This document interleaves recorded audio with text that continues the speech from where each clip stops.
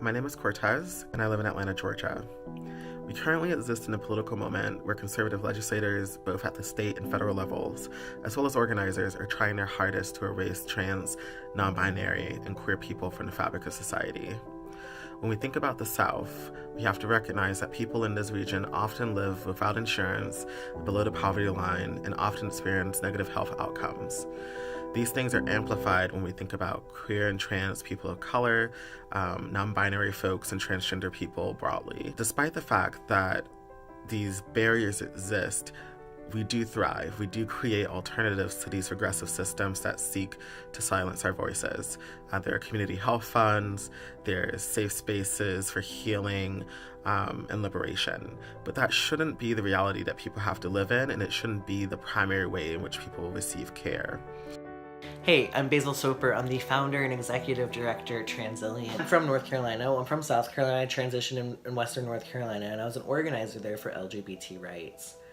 And HB2 happening, kickstarted Transilient. And now Transilient's starting a mini-series called Climbing Every Mountain, which is going to take place in Appalachia. Western North Carolina is in the Appalachian region of the Southeast.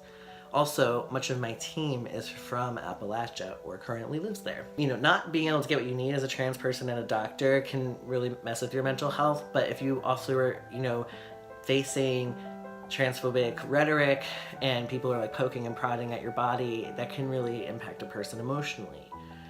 So Climbing Every Mountain is going to take a look at that. As someone who left North Carolina and I went and lived in New York, and I now live in Chicago, yes, there is still transphobia, and yes, Donald Trump did say he was going to roll back healthcare protections for trans folks.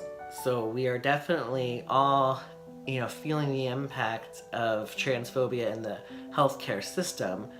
But I will say it's been a million times easier to get hormones and surgery and things of that nature in New York and Chicago than it is in Appalachia. I'm sure in other rural areas, I've been across the country 3 times now. I've met people who buy black market hormones, who suffer, from severe depression, who have, attempted suicide, who I've personally known people who have committed suicide, who were trans. And it's just time to change this.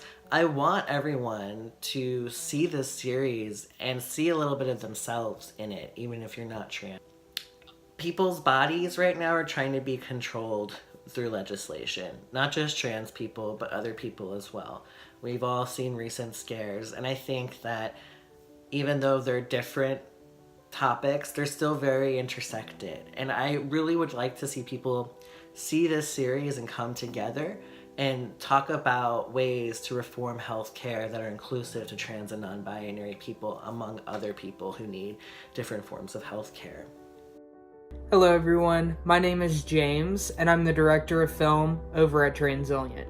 We want to bring this series to you guys because it is so needed in our community right now, with all the policies trying to be passed in the government that are anti-trans, and just in general, the mental health conversation itself is something that needs to be talked about.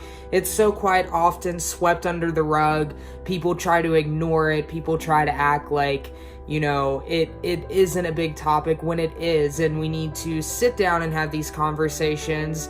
And this documentary series is something that's going to allow this conversation to be changed.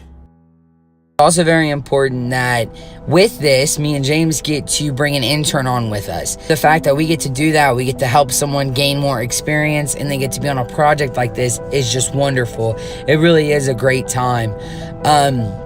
I think it really matters. I think this is something that it has to be done. It has to be said. And I think the best way to do that is through film. Film is really, the next generation. Everyone wants to watch movies. I love hearing a story. I love reading a story. But if the person can tell me the story, I think it makes 100 times more difference to hear everything that they're going through in their voice. You can hear it. You can hear the heartache. You can hear the happiness. You can hear the triumphant of it all. So I think you're really going to like it.